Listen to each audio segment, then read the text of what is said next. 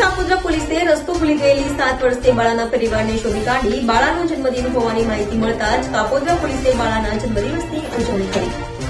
કાપોદ્રા પોલીસે 7 વર્ષની બાળકીને રસ્તે ભૂલી પડતા દેવદૂત બનીને સામે આવી હતી। બાળકી રાત્રિના સમયે ઘરની બહાર નીકળતા શ્વાનો પાછળ પડતા બાળકી રસ્તો ભૂલી ગઈ હતી અને ત્યાંથી પસાર થતા વાહન ચાલકોએ બાળકીને કાપોદ્રા પોલીસ સ્ટેશને પહોંચાડી હતી।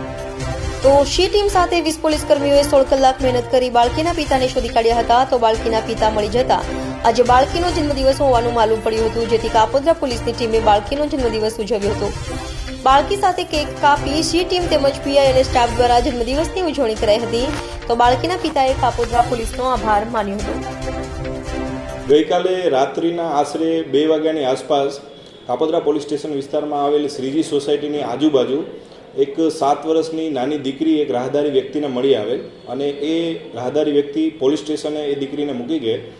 દીકરી પૂરતું બોલી શકતી ન હતી, પોતાનું નામ જણાવી શકતી હતી પણ પોતાનું એડ્રેસ જણાવી શકતી નહોતી, જેથી રાત્રે જ અમને જાણ થતાં સી ટીમ દ્વારા સતત શોધખોળ એના વાલી વારસની ચાલુ કરેલી, આજુબાજુના પોલીસ સ્ટેશનોમાં પણ જાણ કરેલી, કંટ્રોલ રૂમમાં પણ જાણ કરેલી, પરંતુ સવાર સુધી એમના કોઈ વાલી વારસ મળી આવેલ નહીં, જેથી દીકરીને સી ટીમ પાસે સાચવીને રાખેલ અને આજ પણ આખો દિવસ સુધી સતત સી ટીમ 16 કલાક સુધી મહેનત કરી અને એના પિતાશ્રીને શોધી કાઢેલ।